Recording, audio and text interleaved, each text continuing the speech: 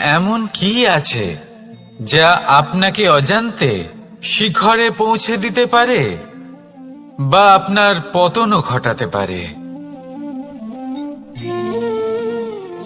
সঙ্গতি।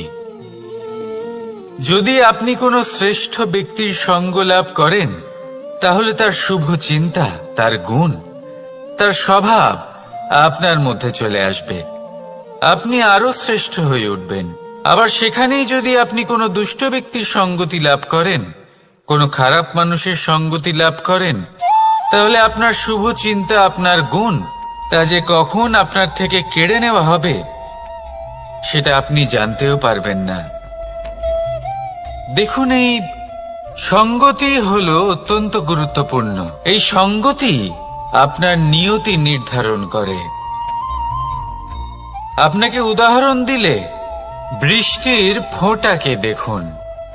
যদি কোনো ফোঁটা গাছের পাতায় এসে পড়ে, তাহলে তা জীবন দান করতে পারে। যদি এমন কোনো ফোঁটা সাপের মুখে এসে পড়ে, তাহলে তা বিষে পরিণত হয়। যেমন সঙ্গ তেমন নিয়তি।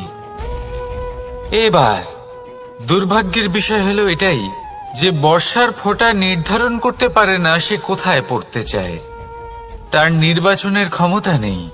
কিন্তু আপনার কাছে তো বিবেক আছে, আপনি ভাবতে পারেন, চিন্তা করতে পারেন। তাহলে আপনি ভাবুন, আপনি কি এমন সঙ্গ চান যা শ্রেষ্ঠ, নাকি এমন সঙ্গ চান যা অশুভ? নির্বাচন আপনারই। শ্রেষ্ঠ সঙ্গ বাছুন আর আমার সাথে ভালোবেসে বলুন, রাধা রাধা। আমাদের জীবনে অত্যন্ত গুরুত্বপূর্ণ একটা আশা বসবাস করে, বিশ্বাসের রূপে। বিশ্বাস যা আমরা ঈশ্বরের ওপর করি, ভাগ্য, প্রারব্ধের ওপর করি, নিয়তির ওপর করি। যখনই ভালো কিছু হয় আমরা বলি, এ হলো ঈশ্বরের দয়া। যখন খারাপ কিছু হয় আমরা বলি, এ হলো ঈশ্বরের মায়া। কখনো ঈশ্বর বা ভাগ্য বা প্রারব্ধ বা নিয়তি। আপনি নিজে কোথায় তা কখনো ভেবেছেন? আপনি বিশ্বাস করছেন ঈশ্বরের উপর, প্রারব্ধের উপর, কখনো নিজের উপর করেছেন? আমি আপনাকে একটা সহজ কথা বলি, যদি আপনি ঈশ্বরের উপর বিশ্বাস রাখেন, শুধুই ঈশ্বরের উপর বিশ্বাস, তাহলে আপনি সেটাই পাবেন যেটা আপনার ভাগ্যে লেখা রয়েছে।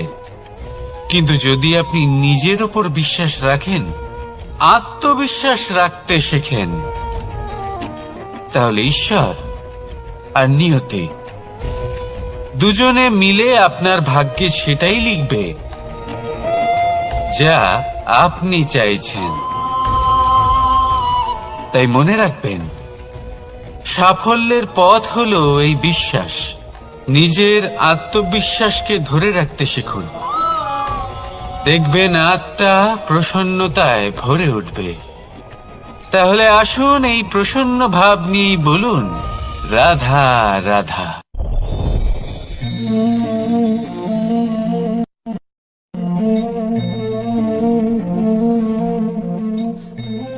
মুক্ত। এই মুক্তই সবাইকে মোহিত করে দেয়, নিজের দিকে আকর্ষিত করে। অত্যন্ত সুন্দর, গোল, শুভ্র। মুক্ত দ্বারা নির্মিত আভূষণ, তা হয়তো সে মুকুটই হোক বা কোনো স্ত্রীর অলংকার, তাকে আরো সুন্দর করে তোলে, তাকে আরো সুন্দর দেখতে লাগে। এবার এই মুক্তকে এত সুন্দর দেখার জন্য কত কষ্ট সহ্য করতে হয় তা কি কখনো আপনি ভেবেছেন? এই মুক্ত ঝিনুক থেকে বের করা হয়। ঝিনুক যা কিনা সমুদ্রের তলদেশে থাকে।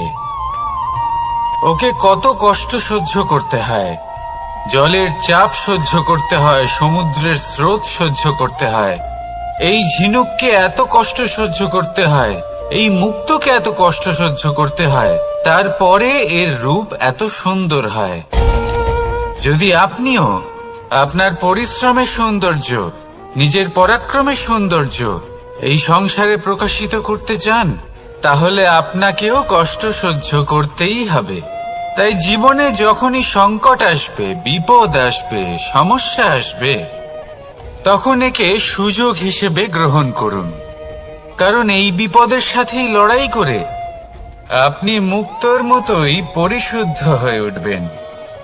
তাহলে আসুন আর আমার সাথে ভালোবেসে বলুন, রাধা রাধা।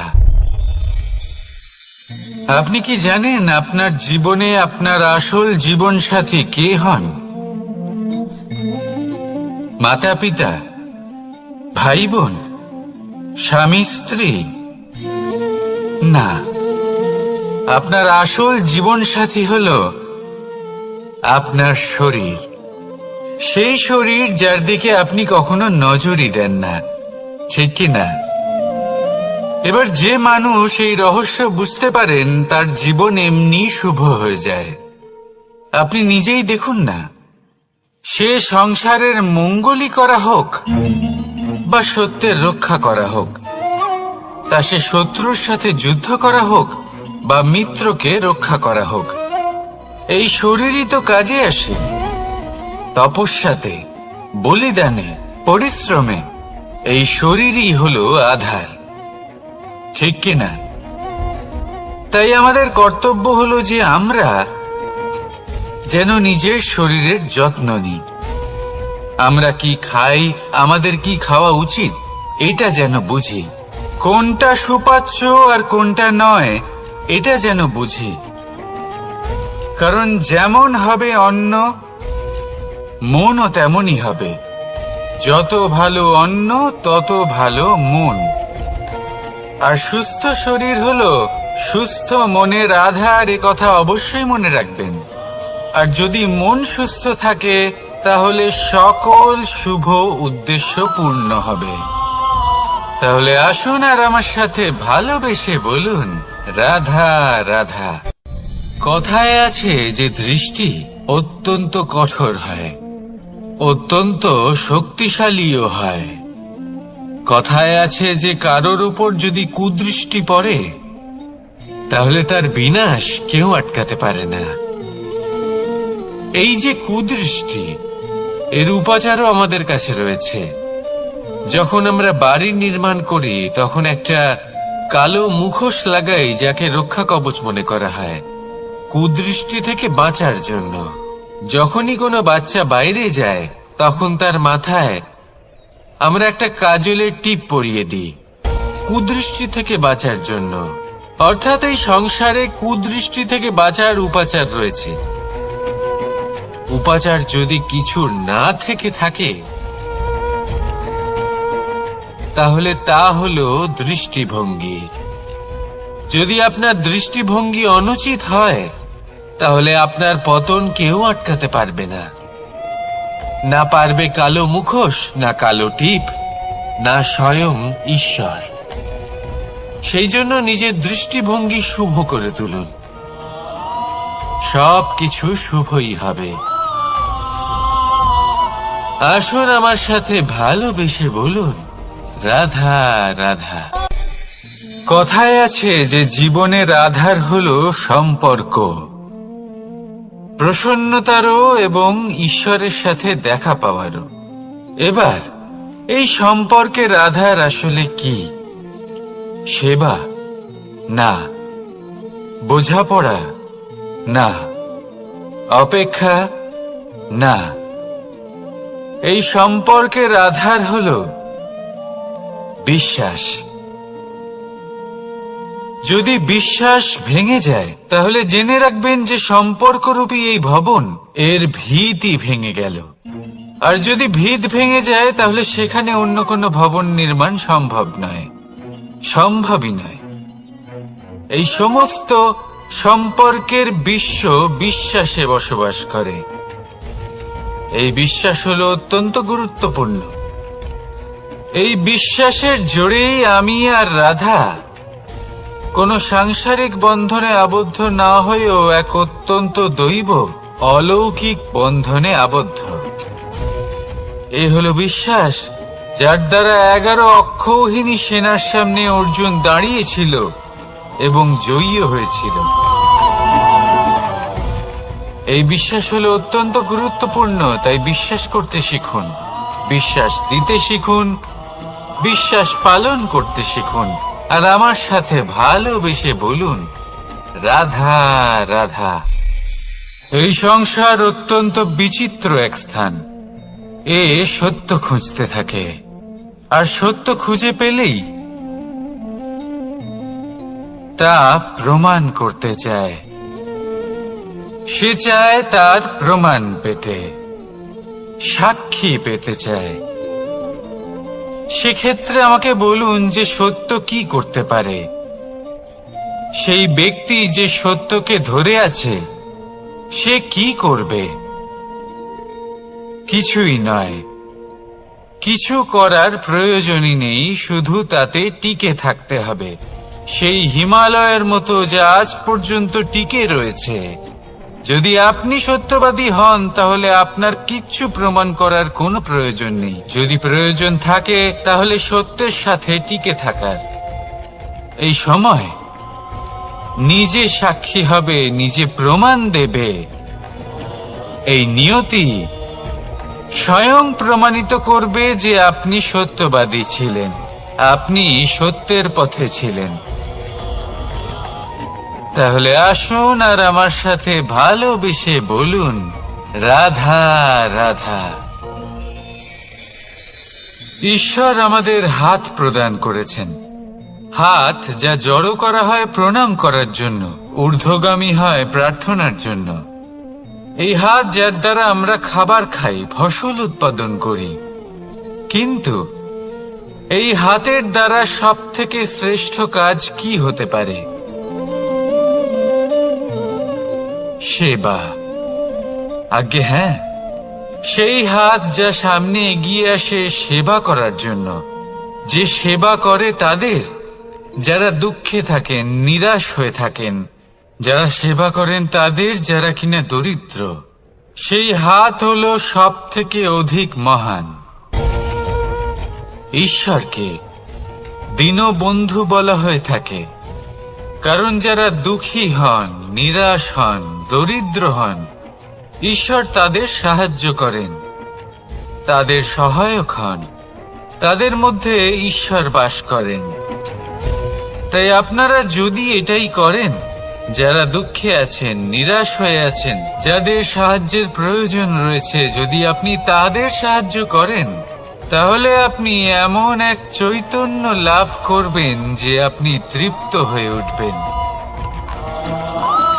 তাহলে সবার সেবা করুন আর আমার সাথে ভালোবেসে বলুন, রাধা রাধা। ভয়। জীবনে আমরা কোন কোন বিষয়ে ভয় পাই?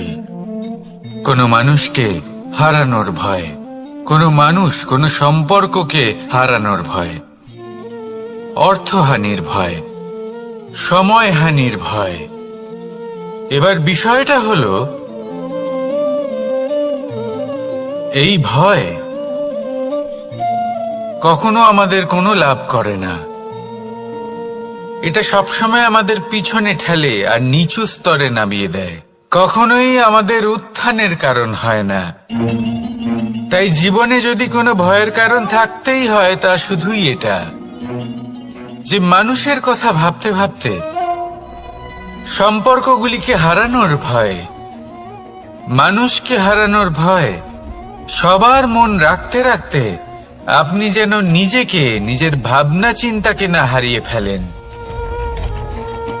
যদি এরকম হয়, যদি সকলের মন রাখতে রাখতে আপনি নিজেই নিজেকে হারিয়ে ফেলেন, নিজের ভাবনা, নিজের লক্ষ্য, নিজের মন্তব্যকে হারিয়ে ফেলেন, তাহলে সংসারে যতই যাই হয়ে যাক না কেন, প্রসন্নতা লাভ করবেন না। তাই রক্ষা তাকেই করুন যে আপনাকে রক্ষা করে। আপনার মানসিকতা, আপনার ব্যক্তিত্ব, আপনার লক্ষ্যকে রক্ষা করে। আর যদি কোনো বিষয় ভীত হতে হয়, তবে আপনি যেন নিজের উদ্দেশ্যের থেকে দূরে না চলে যান। তাহলে আসুন আর আমার সাথে ভালোবেসে বলুন, রাধা রাধা। সময় একটু একটু করে কেটে যায়, একটু একটু করে নিকটে আসে। খুব অদ্ভুত ব্যাপার। এই সময় প্রতিকূল হলেও একটু একটু করে কেটে যায়। এই সময় যদি ভালো হয় তাহলে একটু একটু করে নিকটে আসে।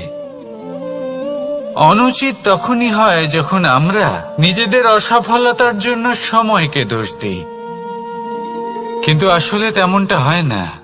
আপনার পরিশ্রম আর প্রয়াস দ্বারাই আপনি সাফল্য লাভ করবেন, সময়ের দ্বারা নয়। যদি এই সাফল্য একটা সুন্দর ভবন হয় তাহলে সময় হলো তার দেওয়ালের রং, যা সময়ের সাথে বদলাবে, সময়ের সাথে ফিকেও হয়ে যাবে। কিন্তু সাফল্যের এই ভবন আপনাকেই নির্মাণ করতে হবে, আপনার পরিশ্রমের ইট দ্বারা এবং প্রয়াসের চুনসুরকি দ্বারা। তাই পরিশ্রম আর প্রয়াস করতে থাকুন, সাফল্য আপনি অবশ্যই পাবেন। সময় যদি আজ ভালো না হয় তাহলে কাল অবশ্যই হবে। প্রয়াস করতে থাকুন আর আমার সাথে ভালোবেসে বলুন, রাধা রাধা। এ হলো গোলাপ ফুল। একে আমরা সকলেই চিনি। সমগ্র সংসার ভালোবাসে এই পুষ্পকে। এই ফুল দেখতেও সুন্দর। সবথেকে বেশি গুরুত্বপূর্ণ কথা হলো এর সুগন্ধ, যা দূর দূরান্ত থেকে ব্যক্তিদেরকে আকৃষ্ট করে। এই সুন্দর পুষ্প একটু মন দিয়ে দেখলেই দেখা যায় এর নিচে কাঁটা রয়েছে। এই সংসার বলে, এ প্রকৃতির কেমন রচনা, এত কোমল পুষ্প, এটা কি তীক্ষ্ণ কাঁটা সহ প্রস্ফুটিত হয়? এটাই হলো জীবনের সত্য। আমাদের অন্তরের সদ্গুণ, সেগুলিও এই ফুলের মতোই সুন্দর। সংসারের সৌন্দর্য দেখতে পায়, এর সুগন্ধ চতুর্দিকে ছড়িয়ে পড়ে। কিন্তু এই সদ্গুণ জাগ্রত করে তোলার জন্য কঠোর পরিশ্রম করতে হয়, প্রতিনিয়ত চেষ্টা করে যেতে হয়। তাই জন্য যদি আপনি জানেন আপনার পথ উচিত কিন্তু তা কাঁটায় পরিপূর্ণ, তাহলে থামবেন না, চলতে থাকুন। একবার যদি অন্তরের সদ্গুণ জাগ্রত হয় তাহলে এই সংসার এই সৌন্দর্য দেখবে আর সুগন্ধে আকর্ষিত হয়ে আপনার কাছে আসবে। এই মন, এই জীবন প্রসন্ন হয়ে বলবে, রাধা রাধা।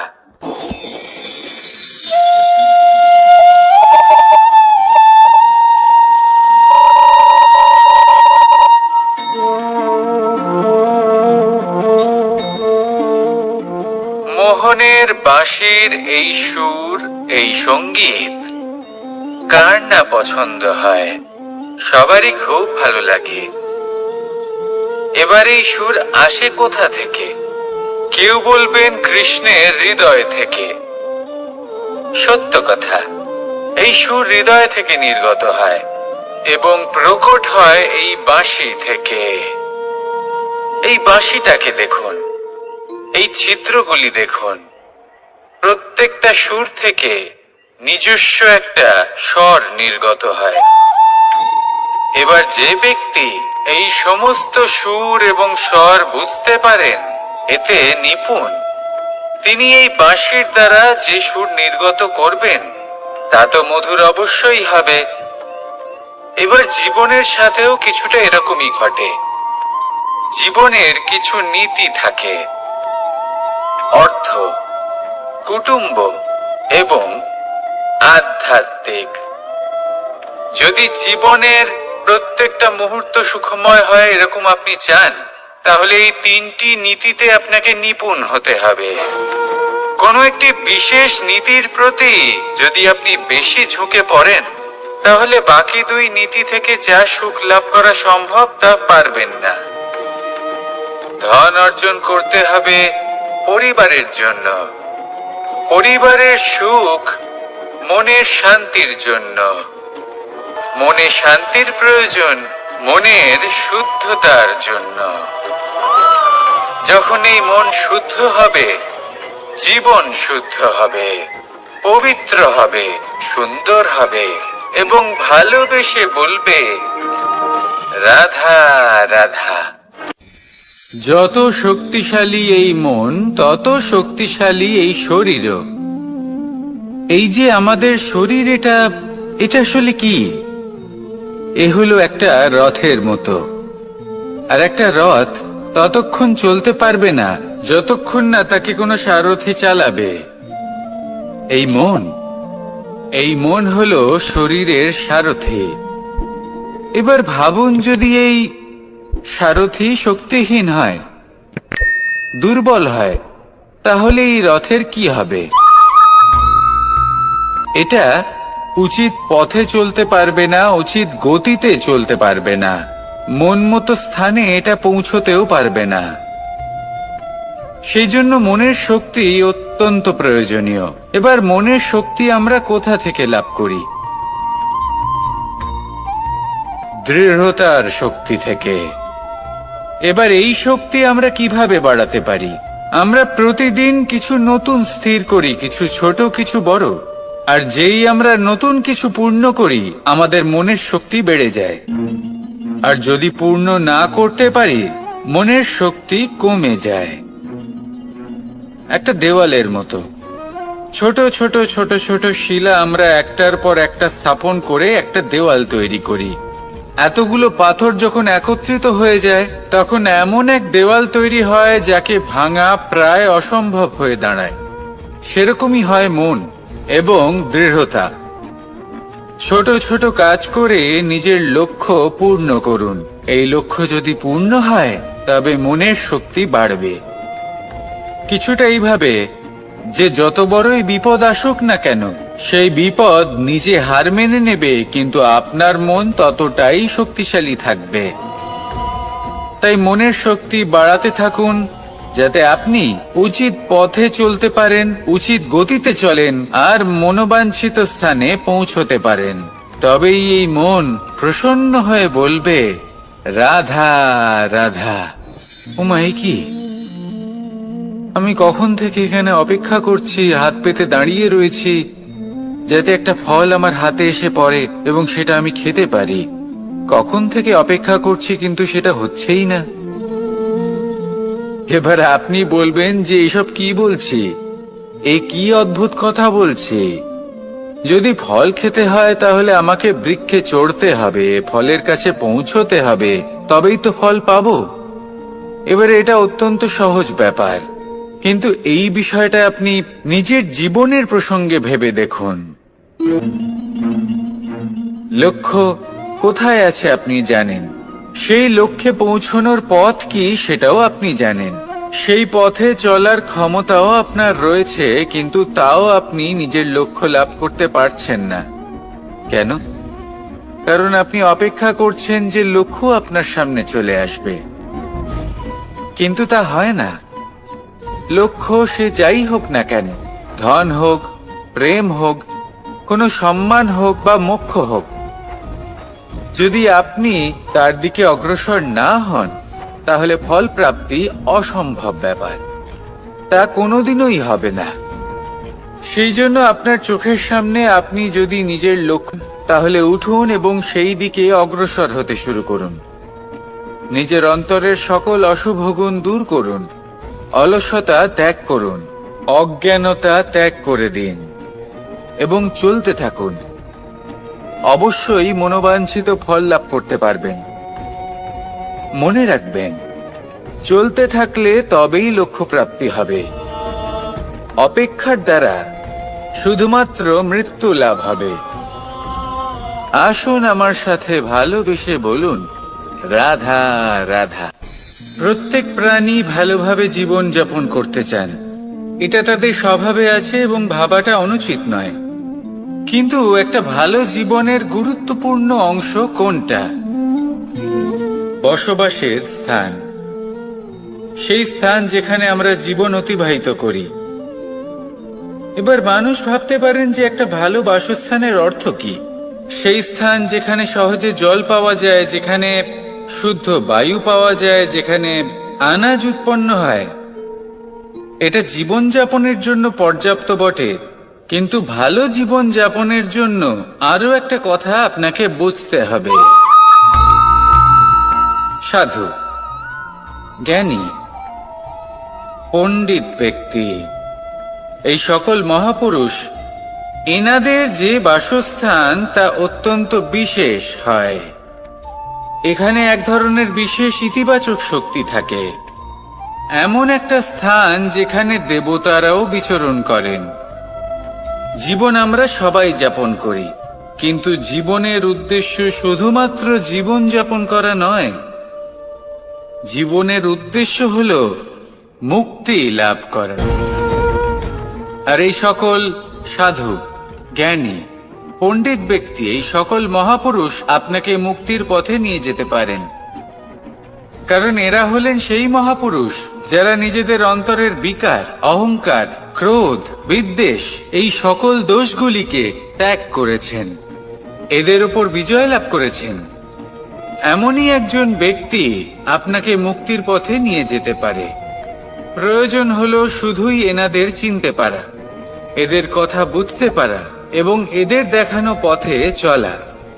যদি আপনি এটা করতে পারেন, তাহলে এই মন প্রফুল্ল হয়ে বলবে, রাধা রাধা। কখনো কোনো বাগানের কোনো বৃক্ষকে দেখেছেন যেখানে সুগন্ধি ফুল থাকে, রসালো ফল থাকে? তখন মন প্রফুল্ল হয়ে ওঠে, মন থেকে সেই বৃক্ষের প্রতি ভালোবাসা জন্মায়। কিন্তু যিনি বাগানের মালিক, শুধুমাত্র তিনিই জানেন যে কিভাবে এই বৃক্ষকে আগলে রাখতে হয়, কিভাবে তার পরিচর্যা করলে এতে সুন্দর সুগন্ধি ফুল হবে, রসালো ফল হবে। কখনো কখনো প্রয়োজনের থেকে বেশি রোদ পেলে এই বৃক্ষগুলি শুকিয়ে যায়, প্রয়োজনের থেকে কম রোদ পেলেও এই বৃক্ষ কিন্তু শুকিয়ে যায়। প্রয়োজনের থেকে কম জল যদি পায়, এই বৃক্ষ শুকিয়ে যেতে পারে। প্রয়োজনের থেকে অতিরিক্ত জল যদি পায়, তখনও এই বৃক্ষের শিকড়গুলি নষ্ট হয়ে যেতে পারে। এবার এটাই কিন্তু আমাদের সংসারের সাথেও হয়। আমাদের সংসারের সকল প্রতিভাশালী ব্যক্তি, যেমন লেখক, বিচারক, প্রবক্তা, যোদ্ধা, এদের সবার ক্ষেত্রে এই কথাটাই প্রযোজ্য। যদি বেশি প্রশংসা করা হয়, তাহলেও এরা হারিয়ে যাবেন। প্রয়োজনের থেকে বেশি যদি নিন্দা করা হয়, তখনও তারা নত হয়ে পড়বেন। তাহলে আপনি এদের রক্ষা করুন এবং নিজেদেরও। মনে রাখবেন একটা কথা, জেনে রাখুন কখন কোন নিন্দায় আপনি লজ্জিত হবেন না, আর কখন কোন প্রশংসার দ্বারা নিজের মধ্যে অহংবোধ জাগ্রত করবেন না। এই মন সুপ্রসন্ন হয়ে বলবে, রাধা রাধা। জল, এ হলো জীবনের আধার পঞ্চতত্ত্বের মধ্যে একটি, আর অত্যন্ত বিশেষ। এর থেকে অনেক বড় শিক্ষা পাওয়া যায়। এই জল গন্তব্যের বিষয়ে এর স্পষ্ট ধারণা আছে, ও জানে ওর লক্ষ্য কি, আর প্রয়াস করে ততদূর সে পৌঁছেও যায়। এটি পর্বত থেকে বয়ে নিচে নেমে আসে, নদীর সাথে সমাহিত হয়ে তার সাথে বয়ে চলে, চিরসবুজ বনানী গড়ে তোলে, প্রাণীদের তৃষ্ণা নিবারণ করে, সামনে এগিয়ে চলে, মানুষের সাথে মিলিত হয়। যারা একে বাঁধের মধ্যে বেঁধে রাখতে চেষ্টা করে, সে বন্দি দশাতেও থেকে যায়, মানুষের কল্যাণ করে।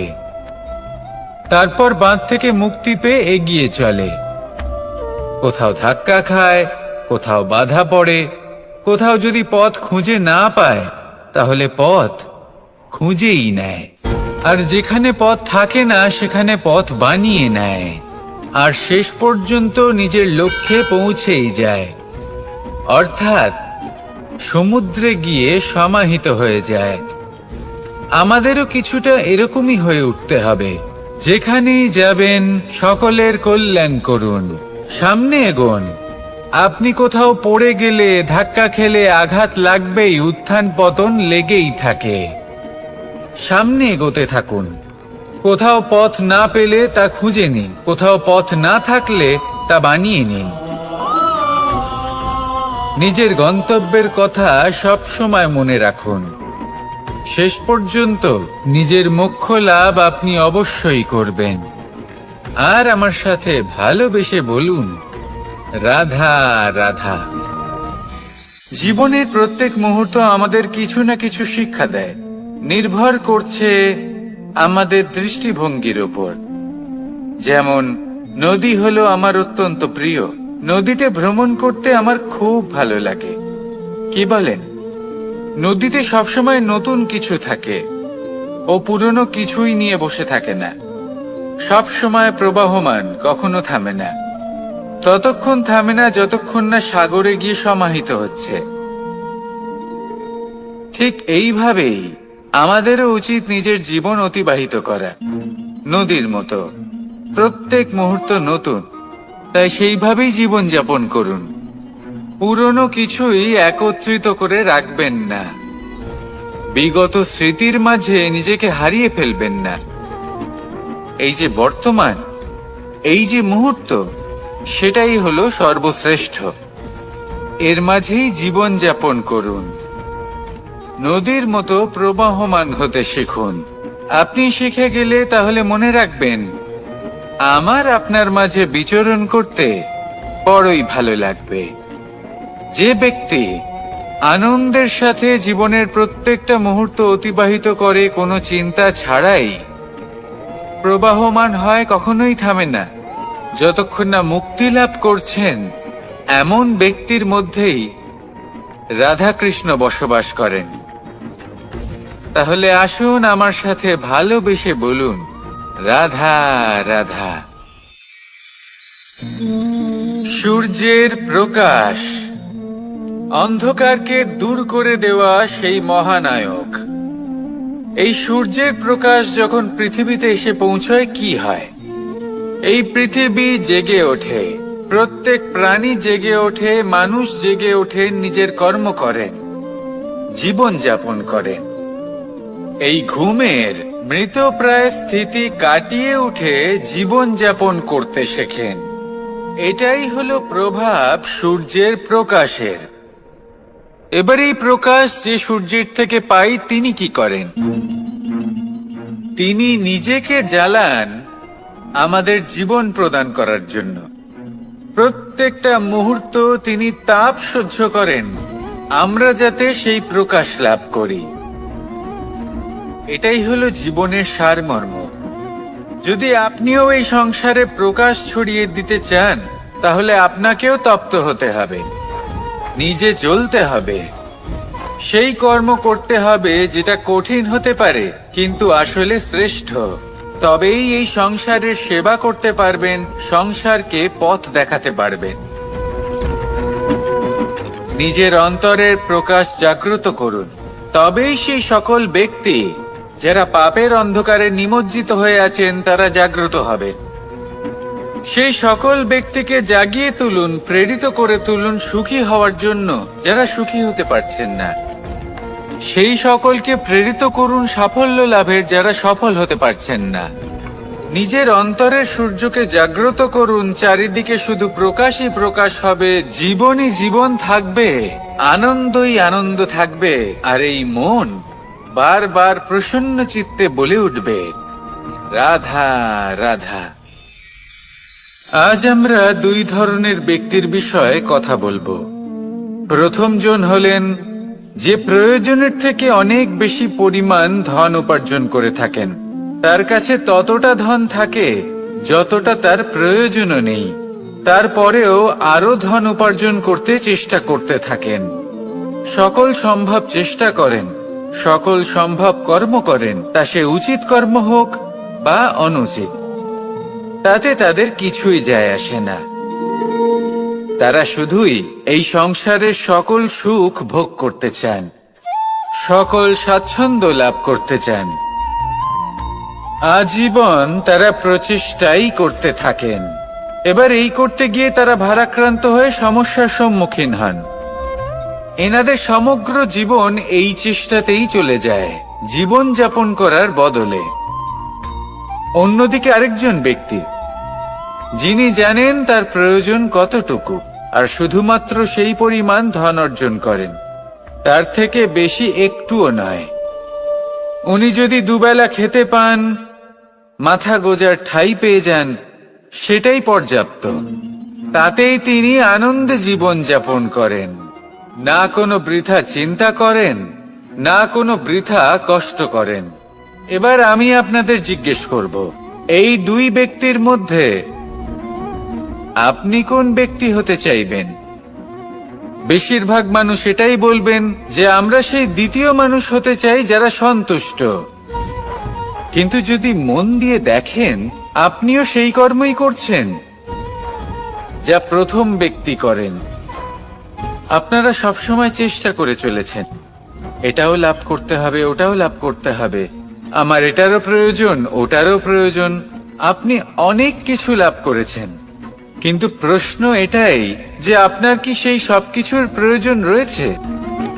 এর উত্তর আপনার অন্তর্মনে রয়েছে। আপনার মন জানে যে আপনার প্রয়োজন কতটুকু। সেখানে গিয়ে দেখুন। সন্তুষ্টি মানুষকে আনন্দ দেয়। মানুষ যতটা সন্তুষ্ট হবে, ততটাই সে আনন্দ লাভ করবে। এবার আপনাকে এই সিদ্ধান্ত নিতে হবে যে আপনি কখন আর কোথায় সন্তুষ্টি লাভ করবেন, কত কিছু লাভ করার পরে সন্তুষ্ট হবেন। এই উত্তর আপনি মন থেকে পাবেন। এই সমাজের চাহিদায় জড়িয়ে নিজেকে বিভ্রান্ত করবেন না। নিজের অন্তরের এই মিথ্যে অহংবোধকে প্রশ্রয় দিতে গিয়ে যদি আপনি এরকম প্রয়াস করতে থাকেন, তাহলে জীবনযাপন কখন করবেন? থেমে যান, শান্ত হয়ে যান, নিজের অন্তর্মনে নিমজ্জিত হয়ে দেখুন যে সন্তুষ্টি কোথায়। এই সন্তুষ্টি লাভ করুন। এই মন প্রসন্ন হয়ে বলবে, রাধা রাধা। ক্ষমা একটা অত্যন্ত সুন্দর শব্দ, আমার খুব প্রিয় শব্দ। কিন্তু এই ক্ষমা কখন আর কিভাবে প্রয়োগ করতে হবে সেটা বোঝা প্রয়োজনীয়।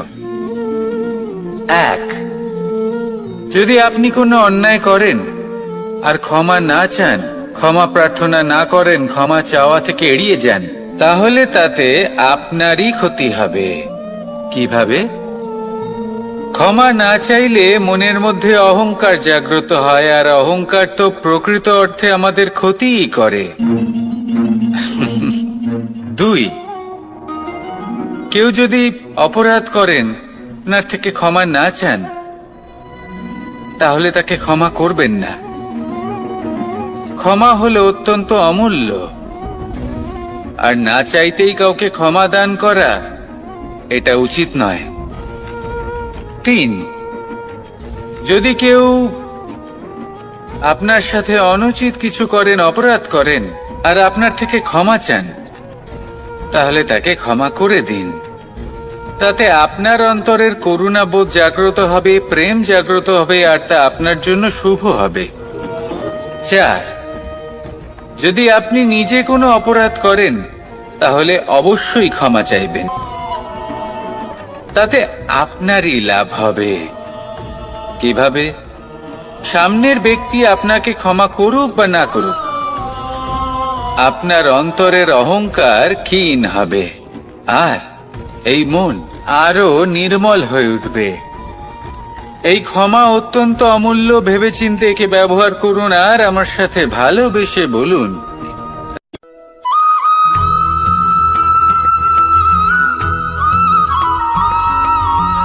মানুষ কর্ম করেন। আমি বারংবার বলি যে ফলের আশা করবেন না। তাও মানুষ কোথাও না কোথাও নিজের কর্মের বদলে কোনো না কোনো ফলের আশা অবশ্যই রাখেন। কখনো তিনি সফল হন, কখনো অসফল। সেই জন্যই আমি বলি যে ফলের আশা কখনো রাখবেন না, কারণ সাফল্য বা অসফলতা মনের মধ্যে রাখলে কখনো কোনো লাভ হয় না। যদি সাফল্য মনের মধ্যে রাখেন তাহলে অহংকার জন্ম নেবে।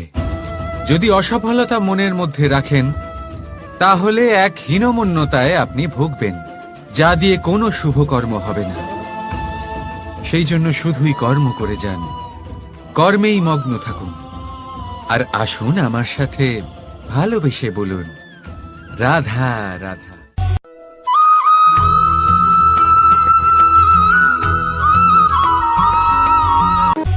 বন্ধু আর শত্রু প্রত্যেকের জীবনের একটা বড় অংশ এর উপরে নির্ভরশীল হয়ে থাকে। আপনার জীবনের সফলতা আর অসফলতাও এর উপরে নির্ভরশীল। কিন্তু এই বন্ধু এবং শত্রুদের খুঁজে পাওয়ার জন্য আপনাদের বাইরে যাওয়ার প্রয়োজন নেই, কারণ এরা স্বয়ং আপনার ভেতরেই আছে। আপনি যদি বিনম্র থাকেন, যদি আপনি নিরন্তর প্রয়াস করতে পারেন, তাহলে আপনার কোনো বন্ধুর প্রয়োজন নেই। যদি আপনার মধ্যে অহংকার থাকে, যদি প্রতি কথায় আপনার মধ্যে ক্রোধ উৎপন্ন হয়, তাহলে আপনার শত্রুর কোনো প্রয়োজনই নেই। নিজের অন্তরের এই বন্ধু ও শত্রুকে চিনুন, আর আমার সাথে ভালোবেসে বলুন, রাধা রাধা।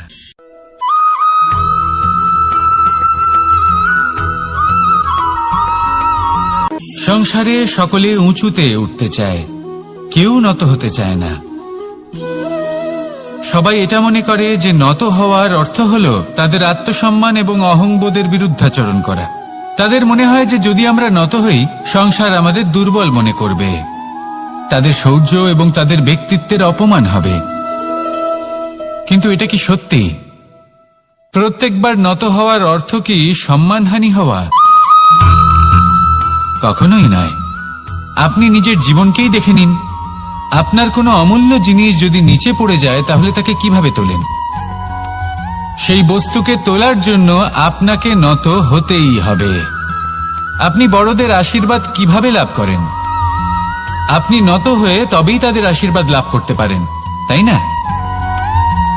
ভেবে দেখুন, আপনি একটা পথে হাঁটছেন, আপনি দেখতে চাইছেন যে আপনি সঠিক পথে হাঁটছেন কিনা, পায়ের নিচে কাঁটা পড়ে আছে কিনা। কিভাবে দেখা অত্যন্ত প্রয়োজনীয়, কিন্তু তা যেন কখনো অহংকারে পরিণত না হয়।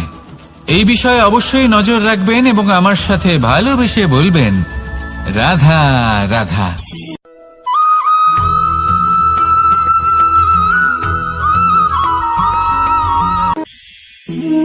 একে চিনতে পারলেন? একে কুঠার বলা হয়। আপনারা জীবনে কোথাও না কোথাও কোনো না কোনো রূপে এটা দেখেই থাকবেন। একটা ব্যাপার নিশ্চিত, এই কুঠার ছাড়া কোনো বৃক্ষকে কাটতে পারা সরল নয়। এবার আপনি কখনো এটা ভেবেছেন, এই কুঠার, এর এই অংশ, এর মুখটাই যদি না থাকে তাহলে কি হবে? এ শুধুমাত্র কোনো বৃক্ষই নয়, তার কোনো ডালও কাটতে সক্ষম হবে না।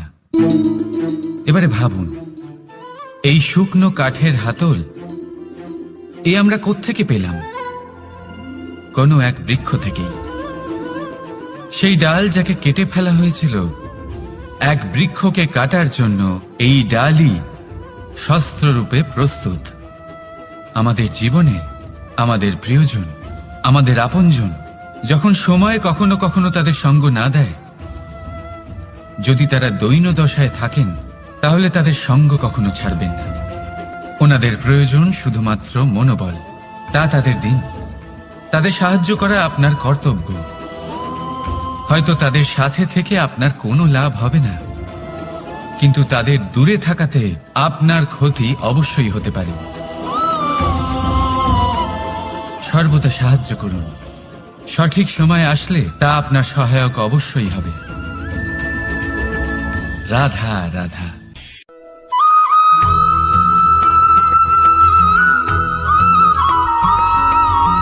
যোগাসন। এই আগুনের জন্য যে শক্তির প্রয়োজন হয়, তা আসে এই তেল থেকে।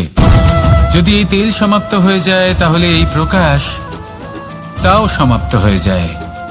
আর আমাদের জীবনে এই তেল হলো আমাদের কর্ম, আর এই আগুন আর এর দ্বারা উৎপন্ন হওয়া প্রকাশ আমাদের ভাগ্য। যত আমাদের কর্ম ক্ষীণ হতে থাকবে, আমাদের ভাগ্য সৌভাগ্য কোথাও না কোথাও লুপ্ত হয়ে যাবে। যে উজ্জ্বল ভবিষ্যৎ আমরা চাইছি তা কখনো লাভ করতে পারবো না যদি কর্ম না করি। ঠিক যেমন তেল ছাড়া অগ্নি উৎপন্ন হয় না, তেমনি কর্ম ছাড়া সৌভাগ্য হয় না। আর যেমন কর্ম তেমন ভাগ্য। তাই সবসময় কর্ম করতে থাকুন, কর্ম করা থামাবেন না। আর আমার সাথে ভালোবেসে বলুন, রাধা রাধা।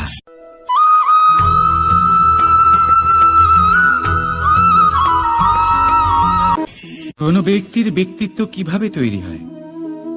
আপনার কি মনে হয় যে ব্যক্তি জন্ম থেকে তার স্বভাব নিয়ে জন্মায়, নাকি আপনার মনে হয় যে এই প্রকৃতি ব্যক্তির জন্য তার নিয়তি রচনা করে? না, এরকম একেবারেই হয় না। আমি আপনাকে বোঝাচ্ছি। যখনই বৃষ্টি পড়ে কোনো বিন্দুর দিকে দেখবেন। এবার এই বিন্দু যেখানে পড়ছে তার উপরে নির্ভর করছে তারপর কি হবে। যদি এই বিন্দু পড়ে কোনো ক্ষেতের ওপরে, তাহলে কোনো নতুন ফসলের জন্ম দেবে। যদি সে গরম কড়াইতে পড়ে তাহলে বাষ্পীত হবে। যদি সে কোনো সাপের মুখের ভেতরে পড়ে তাহলে বিষ তৈরি হবে।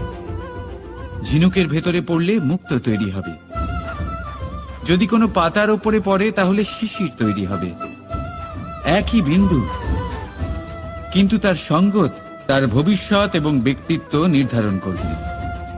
এবার এটা তো শুধুমাত্র এক বিন্দু, তার কাজ হলো শুধুমাত্র পড়া। কোথায় সেটা সেও নির্ধারণ করতে পারে না। কিন্তু আপনি হলেন মানুষ।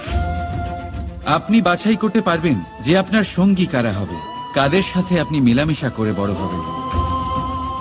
তাই তা ভালোভাবে করুন, কারণ এই নির্বাচন আপনার হাতে, কারণ এই জীবন আপনার, ভবিষ্যৎ আপনার। এবার আপনি মহান হতে চান কি না তার নির্ণয় আপনাকেই করতে হবে। আসুন আমার সাথে ভালোবেসে বলুন, রাধা রাধা।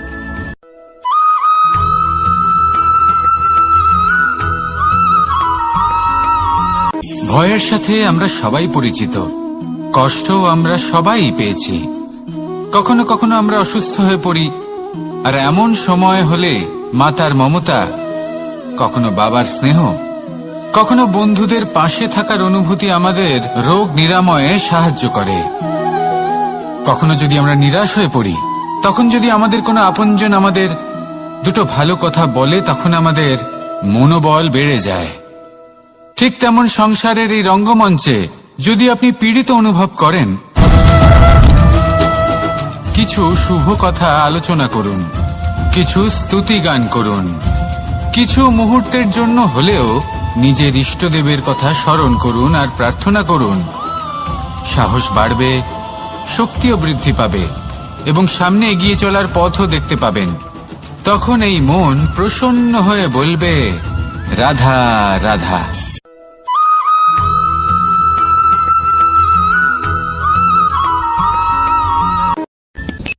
সূর্যের তাপ এতটাই প্রখর হয়, তা সমস্ত বনস্পতিকে শুষ্ক করে দেয়। পুকুর হোক, নদী হোক, সরোবর হোক, সমস্ত শুষ্ক হয়ে যায়। কিন্তু আপনি কখনো শুনেছেন সূর্যের তাপে সমুদ্র শুকিয়ে গেছে? এমন কখনোই হয় না। আর এর পেছনেই লুকিয়ে রয়েছে এক অমূল্য জীবনের শিক্ষা।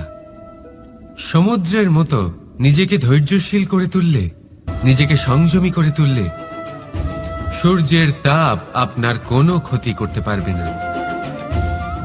আপনার অন্তর থেকে সেই তাপ বাষ্পায়িত হয়ে মেঘ তৈরি হয়ে সূর্যকে ঢেকে দেবে, আর তারপর হবে শুধু সাফল্যের বৃষ্টি। তাহলে আসুন আর আমার সাথে ধৈর্যের সাথে বলুন, রাধা রাধা।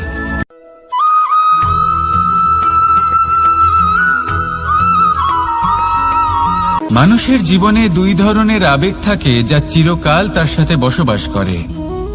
প্রথম, স্বপ্ন। দ্বিতীয়, অজুহাত।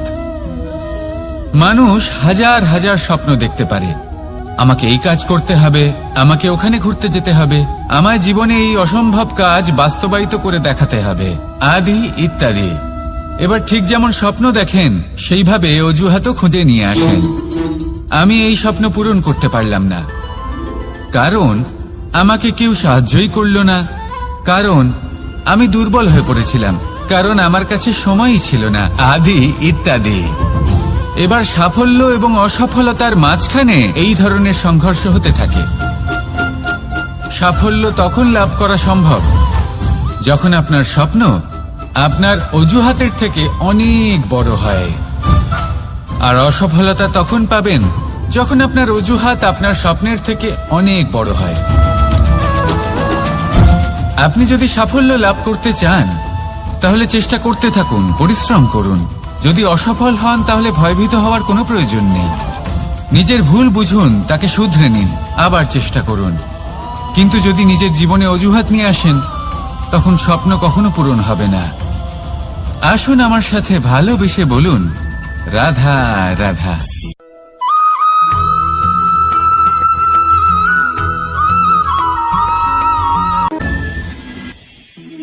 মানুষ অসুস্থ কেন হন? শারীরিক দুর্বলতার কারণে?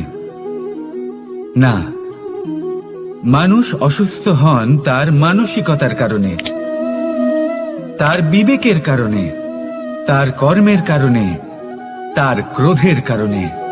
আর যখন কেউ সুস্থ হন, ঠিক হয়ে যান, তার মানে এটা নয় যে শুধু ওষুধের জন্য তিনি সুস্থ হয়েছেন। না, এটা কারোর তার প্রতি প্রেমের প্রভাব, বিশ্বাসের প্রভাব, সম্বলের প্রভাব। শুধুমাত্র ওষুধ দিয়ে কিছুই হয় না। যদি মনে প্রেম থাকে, বিবেক থাকে, বিশ্বাস থাকে, সম্বল থাকে, তবেই সেই ওষুধ কাজ করতে পারে। তাই মনে রাখবেন, এই জীবন হলো অত্যন্ত ছোট। মনে প্রেম ভাব রাখুন, মিত্রতা করুন, শত্রুতা নয়। ভালোবাসুন, বিদ্বেষ নয়। আর এই ভালোবাসার সাথেই বলুন, রাধা রাধা।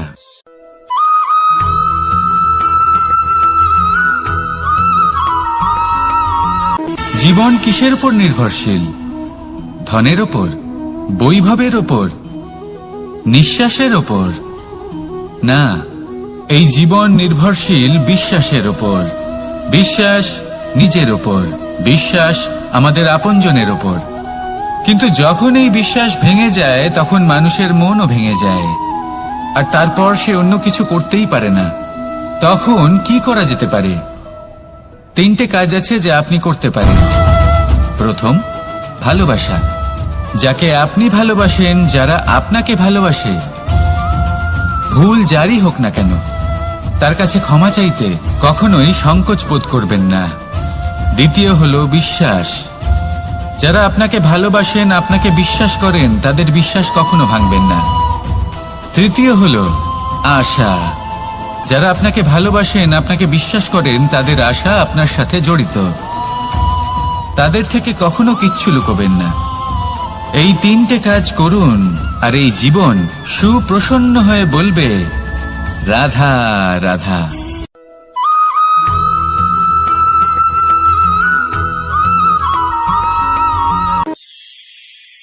মানুষ জীবনে সব সময় চিন্তা করে, ভাবতে থাকে যে তার জীবনে কতই না সমস্যা। তারপরে নিজের আশেপাশে দেখে আর ভাবে যে সবাই কত প্রসন্ন, শুধু আমার জীবনেই সমস্যা আছে। কিন্তু বিষয়টা তা নয়। শুধু প্রত্যেক ব্যক্তিরই নয়, প্রত্যেক প্রাণীরও জীবনে সমস্যা আছে। এবার মানুষ একটা পাখিকে দেখে এটাই ভাবে যে এদের জীবন কতটা সহজ। কোনো দেশেরই সীমারেখা এদের ওপর লাগু হয় না। কোথায় থাকবে সেই নিয়েও কোনো ভাবনা নেই। কত শান্তির জীবন এদের। তারপর সে একটা পিঁপড়েকে দেখে আর এটা ভাবে, কি অসাধারণ, এদের তো সারা জীবনই মাটির উপরেই অতিবাহিত হয়, খাবারটাও মাটিতেই পেয়ে যায়। কি শান্তির জীবন এদের। কিন্তু যখন কোনো ঝড় আসে তখন সবার আগে সেই পাখির বাসাটাই ঝড়ে ভেঙে যায়। এই পাখি যে শাখাতেই গিয়ে বসে পড়ুক, তাদের উপর সবসময় সংকট থাকে যে ওপর থেকে কোনো বড় পাখি এসে তাদের উপর প্রহার না করে, তারা নিজেদের প্রাণ না হারায়। আর যদি কথা বলি পিঁপড়েকে নিয়ে, এদের উপর সবসময় সংকট থাকে যে কোনোভাবে বাতাস বা জল এদের ভাসিয়ে না নিয়ে যায়, কোনো প্রাণী ওকে পা দিয়ে পিষে না দেয়, এই পিঁপড়ে পিষ্ট হয়ে না মারা যায়। দেখুন, সমস্যা প্রত্যেকের জীবনে রয়েছে, আর এই সমস্যা আসতেই থাকবে। এর অর্থ এটা নয় যে এই সমস্যার সম্মুখীন হওয়া যায় না, এর সমাধানও সম্ভব নয়। প্রত্যেক সমস্যার সমাধান অবশ্যই আছে, শুধু শান্ত মনে সেটা খুঁজে বের করতে হবে। তাহলে সেটাই করুন, প্রত্যেক সমস্যার সমাধান করতে থাকুন। যত সমাধান করবেন জীবন আনন্দময় হয়ে উঠবে। যদি সমাধান না করেন তাহলে আজীবন দুঃখই পেতে থাকবেন। আসুন আমার সাথে ভালোবেসে বলুন, রাধা রাধা।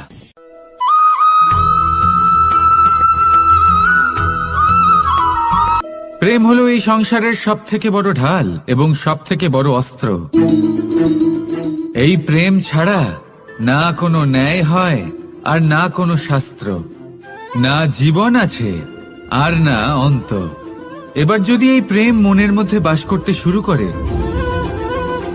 তাহলে কখনো কোনো সমস্যাই হবে না, আর যদি হয়েও থাকে তাহলে তা স্থায়ী হবে না। এই প্রেম কি না করতে পারে? এই প্রেম সমস্ত সমস্যা মিটিয়ে ফেলতে পারে, আপনার মনের মধ্যে অহংকারকেও বিনাশ করে দিতে পারে, আপনাকে সাক্ষাৎ ঈশ্বরের সাথে দেখা করাতে পারে। তাই প্রেমের দ্বারা প্রয়াস করতে থাকুন।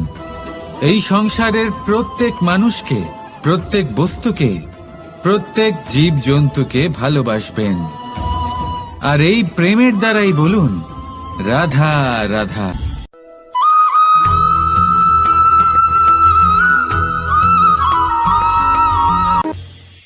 মানুষ এক অত্যন্ত বিচিত্র প্রাণী। পরিকল্পনা করে, ষড়যন্ত্র করে, প্রচেষ্টা করে, কাউকে পরাজিত করার চেষ্টাও করে। সাপকে একটা দড়ি মনে করে হাতে চেপে ধরার চেষ্টা করে, কিন্তু একটা কথা বুঝতেই পারে না, সময়ের এই সাপ এটা হাতে চেপে ধরাই যায় না। আর আপনি যা করবেন তা আবার ফিরে আসবে আপনারই সামনে। দেখুন, এতে কিছুই যায় আসে না যে আপনি কুম্ভকারের পুত্র নাকি কৃষ্ণের পুত্র। যদি আপনি অনুচিত কর্ম করেন তাহলে আপনার সাথেও অনুচিতই হবে, অশুভ কর্ম করলে আপনার সাথেও অশুভই হবে। কুরু বংশ অত্যন্ত মহান বংশ ছিল। এই কুরু বংশ কি হলো তার সাথে? একটা গোটা বংশ বয়ে গেল, কারণ ওনাদের উদ্দেশ্য অশুভ ছিল। অন্যদিকে 5 জন বনবাসী পাণ্ডব মহাভারত বিজয়ী হলেন, কারণ তাদের উদ্দেশ্য শুভ ছিল। তাই মনে রাখবেন, শুভ অগ্নি প্রজ্বলিত করবেন, শুভ তাপ সঞ্চার হবে। অশুভ অগ্নি প্রজ্বলিত করবেন, নরকেই জ্বলতে হবে। তাহলে আসুন আর আমার সাথে ভালোবেসে বলুন, রাধা রাধা।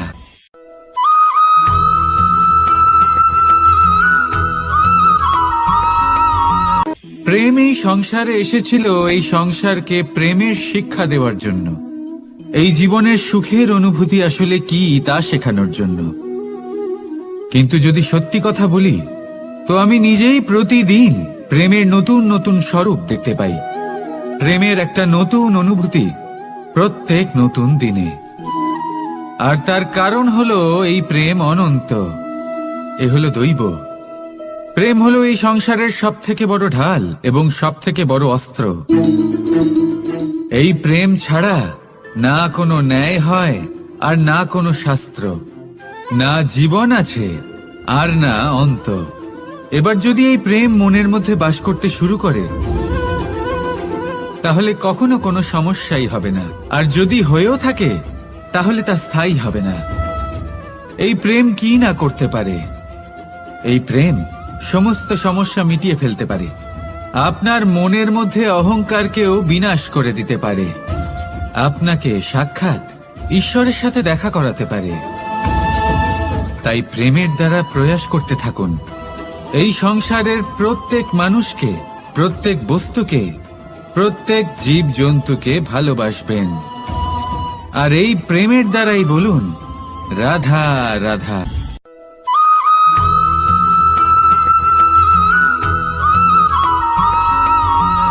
জীবনে এমন কিছু কাজ রয়েছে যা আপনাকে একাই করতে হয়, আর এমন কিছু কাজ রয়েছে যা আপনাকে একসাথে মিলে করতে হয়, একজোট হয়ে, সঙ্গবদ্ধ হয়ে। এবার সঙ্গবদ্ধ বলতে কি বোঝাতে চাইছি? আমি তাদের কথা বলছি না যারা বাস্তবিকভাবে একে অপরের সাথে কাজ করেন। আমি তাদের কথা বলছি যারা একে অপরের থেকে দূরে থেকেও একে অপরকে বিশ্বাস করেন। আমি আগেও বলেছিলাম, সমস্ত বিশ্বের আশা বিশ্বাসেই বসবাস করে, তাই না? তাই যেখানে সমস্ত বিশ্ব আছে, সমস্ত সংসার আছে, সেইখানেই বিশ্বাস রয়েছে। তাই আপনার আশেপাশে এমন দল সঙ্গবদ্ধ করুন যাদের আপনার উপর বিশ্বাস আছে আর যাদেরকে আপনি বিশ্বাস করতে পারেন। তাহলে আসুন আর আমার সাথে ভালোবেসে বলুন রাধা রাধা।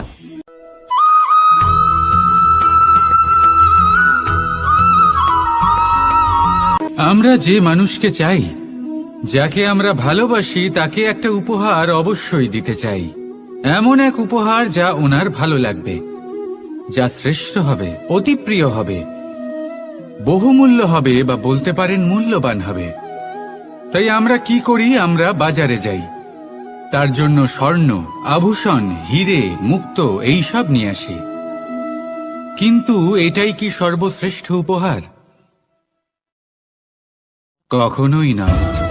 সর্বশ্রেষ্ঠ উপহার হল স্বাধীনতা, তাকে নিজের মনের মতো বাঁচার স্বাধীনতা। যদি আপনি কাউকে স্বাধীনতা না দিতে পারেন, তাহলে সে কোথাও না কোথাও বন্দী হয়ে যায়, তার বিকাশ কোথাও না কোথাও আটকে যায়। কিন্তু যদি আপনি কাউকে স্বাধীনতা দিতে পারেন, তাহলে আপনি দেখবেন ও সমস্ত সংসারকে, এই জীবনকে নিজের দৃষ্টিভঙ্গি দিয়ে দেখবে, বুঝবে যে কোনটা হলো উচিত আর কোনটা হলো অনুচিত। আর এটাই হলো সর্বশ্রেষ্ঠ।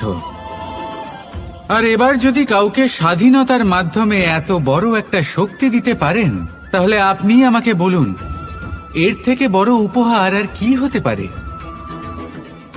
আসুন আর আমার সাথে ভালোবেসে বলুন রাধা রাধা।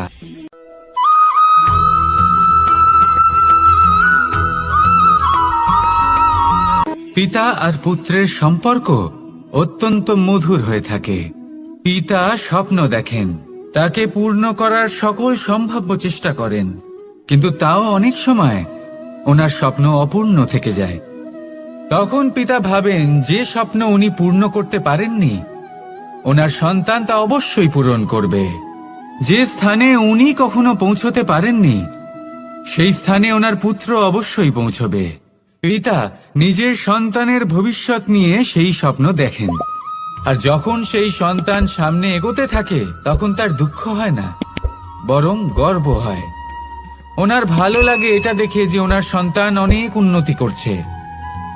কিন্তু যখন সন্তান নিজের অভিভাবকের শক্তি দেখে, তার যশ দেখে হিংসা করতে থাকে, সমস্যা সেইখানেই শুরু হয়। সেই জন্য সকল সন্তানকে এটা মনে রাখতে হবে, দেখুন, পুত্র হবার সুবাদে এক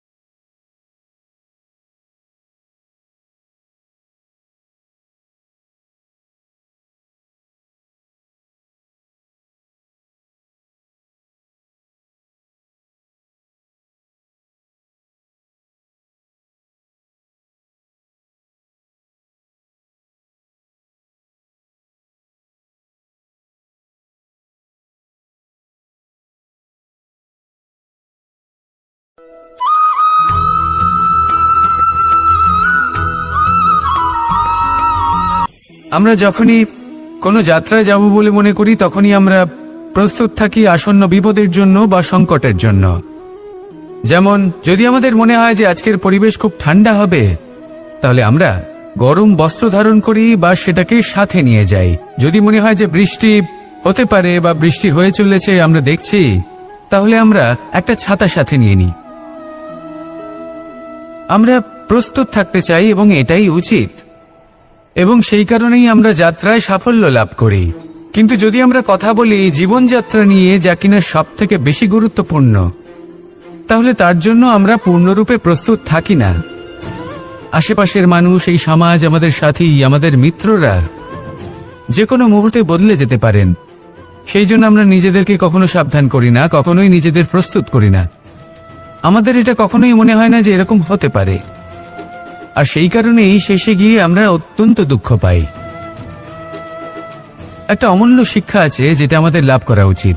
সতর্ক থাকা উচিত। এই জীবনযাত্রার জন্য শুধুমাত্র এই পরিবেশের বিষয়ে তথ্য সংগ্রহ করা বা তাকে অনুমান করা এটুকু হলেই চলবে না। আমাদের আশেপাশের মানুষজনকে দেখতে হবে, তাদের স্বভাব পরিস্থিতির ওপর নজর রাখতে হবে। যখন তারা রং পাল্টাচ্ছেন নজর রাখতে হবে, তা অত্যন্ত আবশ্যক। পরিবর্তন আপনার জীবনে অবশ্যম্ভাবী। সঠিকভাবে তার সম্মুখীন হন। আসুন আমার সাথে ভালোবেসে বলুন, রাধা রাধা।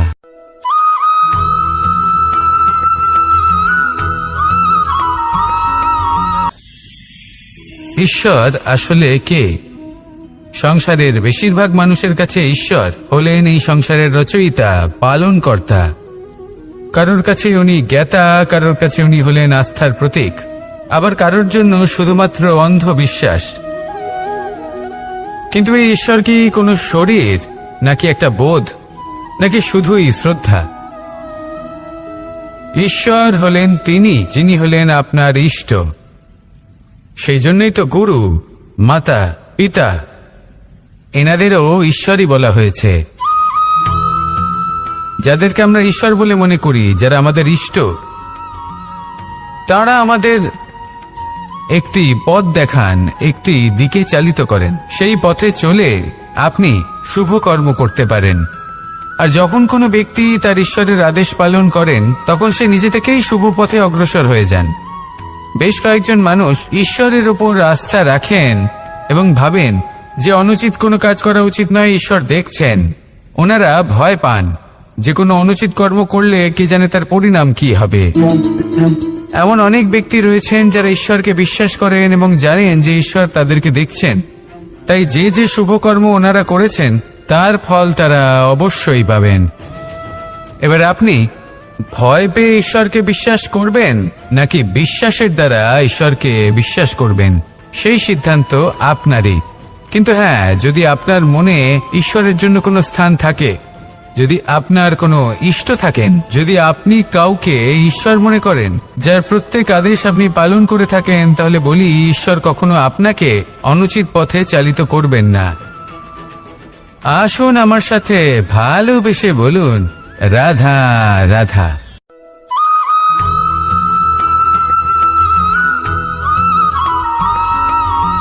আমি রথে যাত্রা করি। বারবার থেমে আপনাকে দেখতে হবে, নিজেকে কিছু প্রশ্ন করতে হবে। আমি কি আজ সেই কর্মই করছি যেটা আমি করতে চেয়েছিলাম? আমি কি আজ সেই জীবন যাপন করছি যেমন আমি যাপন করতে চেয়েছিলাম? যদি এই প্রশ্নগুলোর উত্তর হ্যাঁ হয়, তাহলে এগোতে থাকুন, নয়তো থেমে যান এবং বিচরণ করুন। মনে রাখবেন, এই সংসার অত্যন্ত জটিল, আর এতে হারিয়ে যাওয়া অত্যন্ত সরল। সেই জন্য নিজে থেকে বারবার থামা এবং জীবন চিন্তন করা অত্যন্ত আবশ্যক। তাহলে সেটাই করুন, আর আমার সাথে ভালোবেসে বলুন, রাধা রাধা।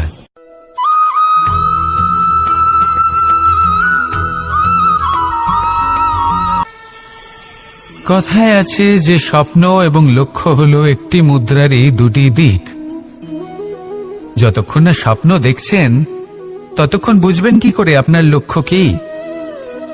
স্বপ্ন দেখে যদি নিজের লক্ষ্য বুঝতে পারেন, সেটা পেতে চান, তবেই সেটা লাভ করতে পারবেন। কিন্তু স্বপ্ন এবং লক্ষ্য এই দুইয়ের মধ্যে একটা ভারসাম্য রয়েছে, যেটা বজায় রাখা প্রয়োজনীয়। একে আমরা বলে থাকি পরিশ্রম। দেখুন, যদি আপনি স্বপ্ন দেখতে চান, তাহলে পরিশ্রম ত্যাগ করে নিদ্রা লাভ প্রয়োজন। কিন্তু যদি আপনি লক্ষ্য লাভ করতে চান, তাহলে আপনাকে নিদ্রা ত্যাগ করে পরিশ্রম করতে হবে। তাই আলস্য ত্যাগ করুন এবং সিদ্ধান্ত নিন যে আপনি কি চান। আপনার জীবনের এই তুলাদণ্ডে স্বপ্নের পাল্লা ভারী হওয়া প্রয়োজন নাকি লক্ষ্যের? আমার মতে এই দুইয়ের মধ্যে যদি ভারসাম্য বজায় রাখেন, তবে পথ নিজে থেকেই সামনে আসবে। শুধু সেই পথে অগ্রসর হতে থাকুন এবং আমার সাথে ভালোবেসে বলুন, রাধা রাধা।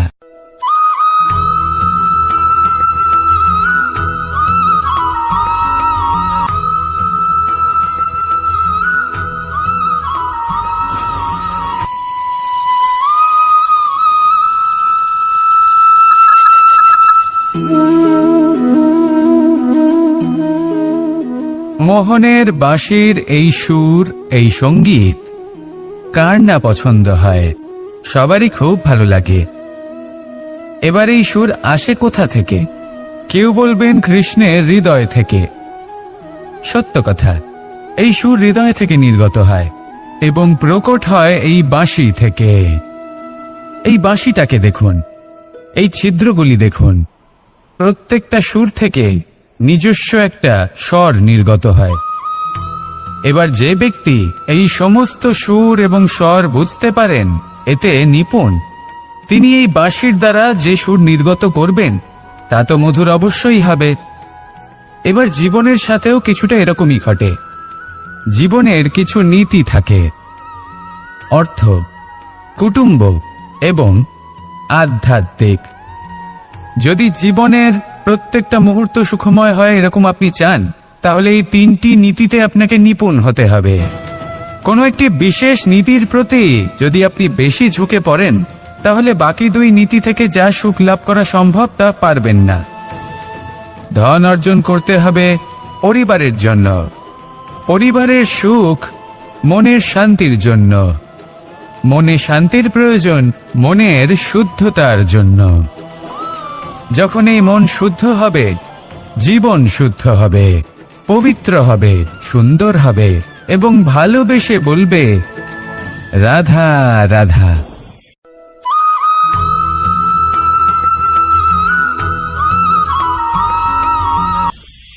আপনারা সবাই একটা গাছের পাতাকে দেখুন। যতক্ষণ পর্যন্ত ও গাছের সাথে, মানে গাছের ডালের সাথে জুড়ে থাকে, সে সবুজ থাকে, বাতাসের সাথে সে নড়তে থাকে।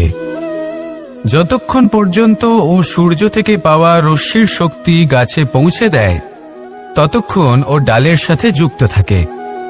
কিন্তু যখন সেই পাতা শুকিয়ে যায়, তখন তার কোনো গুরুত্ব থাকে না।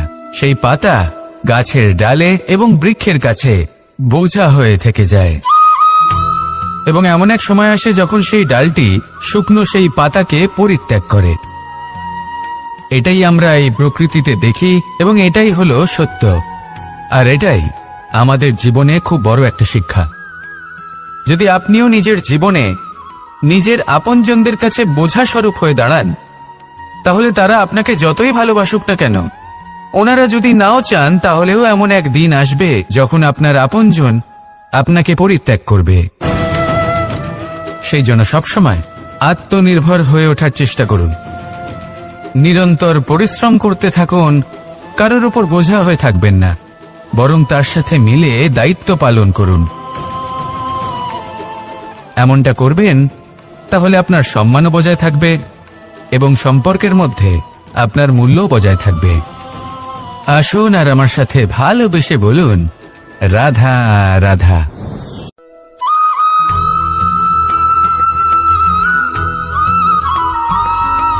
এই শুকনো পাতাটিকে দেখুন, নিষ্প্রাণ হয়ে পড়েছে। কোনো একটা সময় এই পাতাটি একটা গাছের ডালে ছিল। সেই গাছ ওর লালন পালন করত। যখন যখন বাতাস বইত, এই পাতায় কম্পন দেখা দিত, মনকে প্রফুল্ল করে তুলত। কোনো একদিন এই পাতা গাছের ডাল থেকে ঝরে পড়ে গেল। নিঃসন্দেহে ও নিজের স্বাধীনতা পেল, কিন্তু আস্তে আস্তে শুকিয়ে গেল, নিষ্প্রাণ হয়ে গেল। দেখুন, আমি এই কথা বলছি না যে স্বাধীনতা অনুচিত, কখনোই না। কিন্তু যে কোনো পরিস্থিতিতে স্বাধীন হতে চাওয়া এটা নিশ্চিতরূপে অনুচিত। আমরা যদি আমাদের জীবনে পরিবারের গুরুত্ব ভেবে দেখি, তাহলে এই পরিবারে যতই মতভেদ থাকুক না কেন, যতই মনোমালিন্য থাকুক না কেন, যতই বিবাদ থাকুক না কেন, এই সব মিটিয়ে নেওয়া অত্যন্ত প্রয়োজনীয়। সেই সবকিছু সমাপ্ত করা অত্যন্ত প্রয়োজনীয়। কখনো এই পরিবারকে ভাঙতে দেবেন না, কখনো এই পরিবার থেকে দূরে চলে যাবেন না। এই পরিবার হলো আমাদের জীবনের একটা অমূল্য সম্পদ, অমূল্য এক আশ্রয়, যা এই সংসারে হয়তো কোথাও আপনি পাবেন না। তাই একে আগলে রাখুন। ভেবে নিন আপনি পাতা আর আপনার পরিবার সেই গাছ। আসুন আমার সাথে ভালোবেসে বলুন, রাধা রাধা।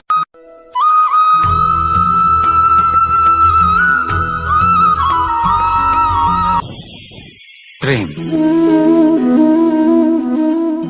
আড়াই অক্ষর, মাত্র আড়াই অক্ষরের এই শব্দ প্রেম, এর মধ্যে ত্রিলোকের এবং সমগ্র ব্রহ্মাণ্ডের বীজ নিহিত আছে। এমন কি আছে যা এই প্রেম করতে পারে না? যেখানে শক্তি এবং বিদ্যা প্রয়োগ করে আপনি কিছুই করতে পারবেন না, সেটাও প্রেম দ্বারা অর্জন করা সম্ভব। প্রেম চাইলে পাথরেও ফুল ফোটাতে পারে। প্রেম চাইলে ন্যাড়া পাহাড়ের বুক চিরে নদীপথ তৈরি করতে পারে। চাইলে নিরক্ষর ব্যক্তিকে সংসারের শ্রেষ্ঠ জ্ঞানী করে তুলতে পারে। শুধুমাত্র এই প্রেমের জন্য সবার দুষ্ট কানাই ঘনশ্যাম হয়ে উঠেছিল।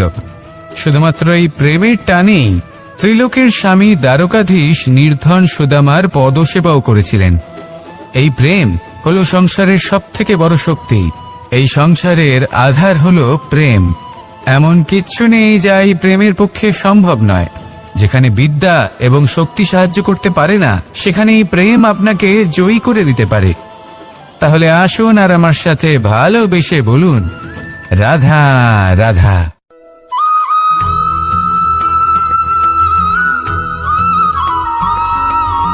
দীপাবলি আমাদের সবথেকে বড় উৎসব। শ্রীরাম রাবণকে পরাস্ত করে 14 বছরের বনবাস কাটিয়ে আবার অযোধ্যায় ফিরে এলেন অমাবস্যার রাত্রে। অযোধ্যায় সবাই খুব প্রসন্ন ছিলেন, খুবই উৎসাহিত ছিলেন। অযোধ্যায় সহস্র প্রদীপ প্রজ্বলিত করা হয়েছিল এই উৎসবে। একে আমরা দীপাবলি বলে থাকি। এবার এই বিষয়ে আমরা সকলে জানি। আপনি কি এটা জানেন যে শ্রীরাম বাস্তবে অমাবস্যার এক রাত আগেই অযোধ্যায় পৌঁছে গেছিলেন? সবার সামনে অমাবস্যার রাতে এসেছিলেন। এর কারণ কি? শ্রীরাম প্রমাণ করতে চেয়েছিলেন যে যে কোনো সময়, দিন হোক বা রাত, শুভ বা অশুভ হয় না। শুভ অশুভ কিছু থাকলে তা হলো মানুষের চিন্তা, তার ভাবনা, তার নির্বাচন আর তার কর্ম। নিজেই দেখে নিন। শ্রীরাম নিজের পরিবারের সাথে দীপাবলি পালন করুন, আপনাদের শুভেচ্ছা জানাই। আসুন আর আমার সাথে ভালোবেসে বলুন, রাধা রাধা।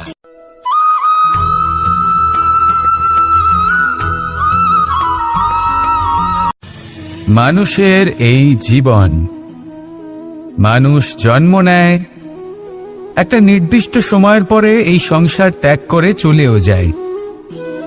এবার শুধু এটাই আবশ্যক নয় যে এই জীবনকালকে আপনি যাপন করবেন, শুধু এটাই গুরুত্বপূর্ণ নয়।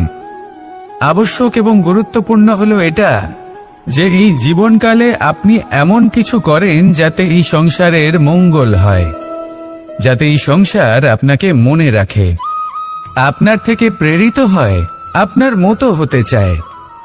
প্রত্যেক বছর আপনার জন্মতিথির অপেক্ষা করে, এমনভাবে আপনার জন্মদিন পালন করে যাতে সেটা মহোৎসবের আকার ধারণ করে। এবার এই জন্মদিন এমনি এমনি মহোৎসবে পরিণত হয় না, তখন হয় না যখন কোনো ব্যক্তি রাজার রূপে বা কোনো গোয়ালার রূপে জন্মগ্রহণ করে। তখন পরিণত হয় যখন একজন মানুষ জন্মগ্রহণের পরে এই সংসারকে কোনো শিক্ষা দিয়ে যান। কিভাবে একজন মানুষ গোয়ালা থেকে রাজা হতে পারে, কিভাবে একজন মানুষ অসত্য থেকে সত্যের পথে চলতে শুরু করেন, অধর্ম থেকে ধর্মের পথে চালিত হতে পারেন, কিভাবে অন্ধকার থেকে প্রকাশের দিকে যেতে পারেন, কিভাবে নিজের আত্মাকে পরমাত্মার সাথে মিলিত করতে পারেন। তা সে রামনবমী হোক বা জন্মাষ্টমী হোক, তাদের জীবনের সাথে জড়িত প্রত্যেক মুহূর্ত একটা পরবের আকার ধারণ করে। তাহলে আপনিও এইভাবে নিজের জীবন যাপন করতে থাকুন। এই সংসারে শুধু ভালোবাসা বিতরণ করুন, কিছুটা এমন ভাবে বিতরণ করুন যাতে আপনি এই সংসার থেকে চলে যাওয়ার পরেও এই সংসারে আপনি শুধুই ভালোবাসা বিতরণ করতে পারেন। যদি আপনি এরকম করেন, সংসারকে প্রেরণা দেন, তাহলে আপনার জীবনও রাধা কৃষ্ণের প্রেমের মতোই অলৌকিক এবং দৈব হয়ে উঠবে। আসুন আর আমার সাথে ভালোবেসে বলুন, রাধা রাধা।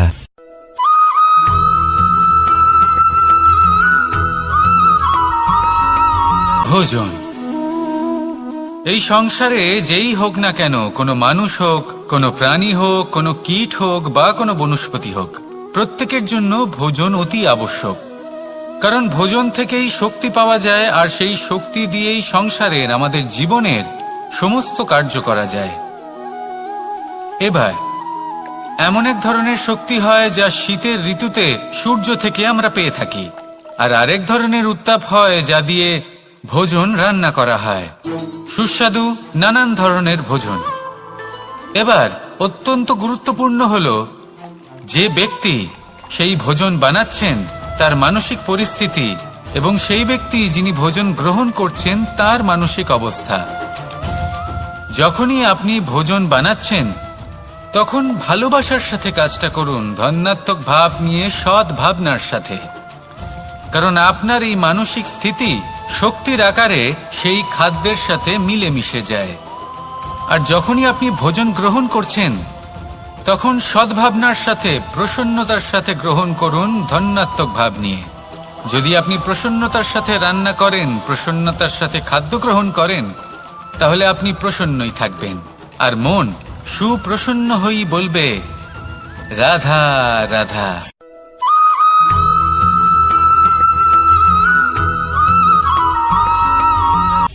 কথায় আছে সংসারে নাকি সকল রোগের ওষুধ আছে।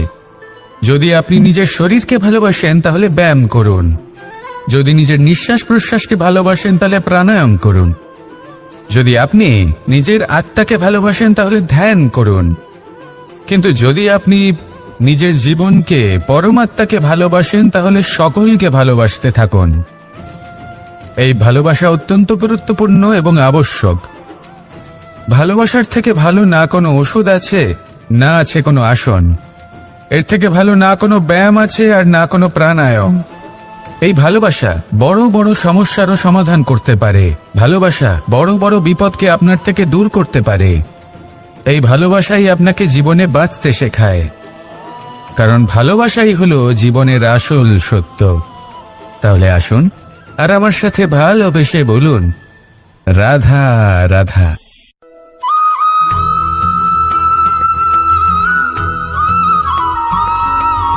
আমি মনুষ্যরূপে জন্ম নিয়েছি এবং সমস্ত কর্ম এই রূপেই করেছি, কিন্তু আশ্চর্যের বিষয় হলো যে আজও মানুষ আসেন এবং হাত জোড় করে প্রার্থনা করেন যেন আমি ওনাদের সহায়। ঈশ্বর হলেন তিনি যিনি হলেন আপনার ইষ্ট। সেই জন্যই তো গুরু, মাতা, পিতা এনাদেরও ঈশ্বরই বলা হয়েছে। যাদেরকে আমরা ঈশ্বর বলে মনে করি, যারা আমাদের ইষ্ট, তারা আমাদের একটি পথ দেখান, একটি দিকে চালিত করেন। সেই পথে চলে আপনি শুভ কর্ম করতে পারেন। আর যখন কোনো ব্যক্তি তার ঈশ্বরের আদেশ পালন করেন তখন সে নিজে থেকেই শুভ পথে অগ্রসর হয়ে যান। বেশ কয়েকজন মানুষ ঈশ্বরের ওপর আস্থা রাখেন এবং ভাবেন যে অনুচিত কোনো কাজ করা উচিত নয়, ঈশ্বর দেখছেন। ওনারা ভয় পান যে কোনো অনুচিত কর্ম করলে কে জানে তার পরিণাম কি হবে। এমন অনেক ব্যক্তি রয়েছেন যারা ঈশ্বরকে বিশ্বাস করেন এবং জানেন যে ঈশ্বর তাদেরকে দেখছেন, তাই যে যে শুভকর্ম ওনারা করেছেন তার ফল তারা অবশ্যই পাবেন। এবার আপনি ভয় পেয়ে ঈশ্বরকে বিশ্বাস করবেন নাকি বিশ্বাসের দ্বারা ঈশ্বরকে বিশ্বাস করবেন, সেই সিদ্ধান্ত আপনারই। কিন্তু হ্যাঁ, যদি আপনার মনে ঈশ্বরের জন্য কোনো স্থান থাকে, যদি আপনার কোনো ইষ্ট থাকেন, যদি আপনি কাউকে ঈশ্বর মনে করেন যার প্রত্যেক আদেশ আপনি পালন করে থাকেন, তাহলে বলি ঈশ্বর কখনো আপনাকে অনুচিত পথে চালিত করবেন না। আসুন আমার সাথে ভালোবেসে বলুন, রাধা রাধা।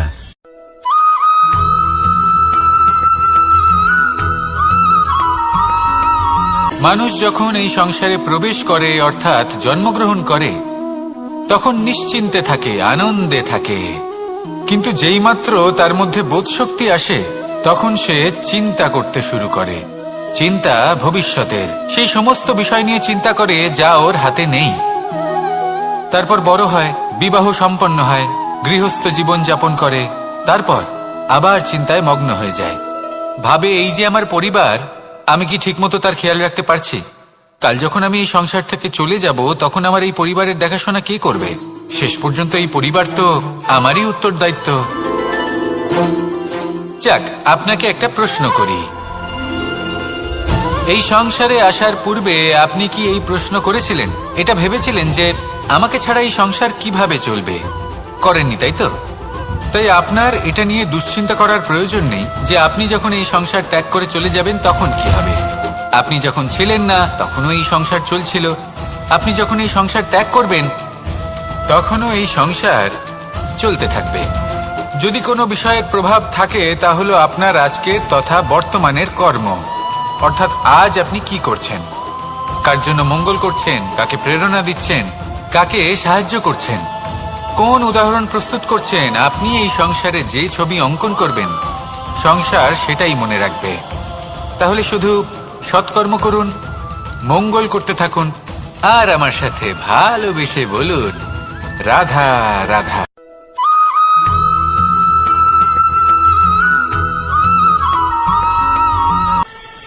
কথায় আছে যে স্বপ্ন এবং লক্ষ্য হলো একটি মুদ্রারই দুটি দিক। যতক্ষণ না স্বপ্ন দেখছেন ততক্ষণ বুঝবেন কি করে আপনার লক্ষ্য কি? স্বপ্ন দেখে যদি নিজের লক্ষ্য বুঝতে পারেন, সেটা পেতে চান, তবেই সেটা লাভ করতে পারবেন। কিন্তু স্বপ্ন এবং লক্ষ্য এই দুইয়ের মধ্যে একটা ভারসাম্য রয়েছে যেটা বজায় রাখা প্রয়োজনীয়। একে আমরা বলে থাকি পরিশ্রম। দেখুন, যদি আপনি স্বপ্ন দেখতে চান তাহলে পরিশ্রম ত্যাগ করে নিদ্রা লাভ প্রয়োজন। কিন্তু যদি আপনি লক্ষ্য লাভ করতে চান তাহলে আপনাকে নিদ্রা ত্যাগ করে পরিশ্রম করতে হবে।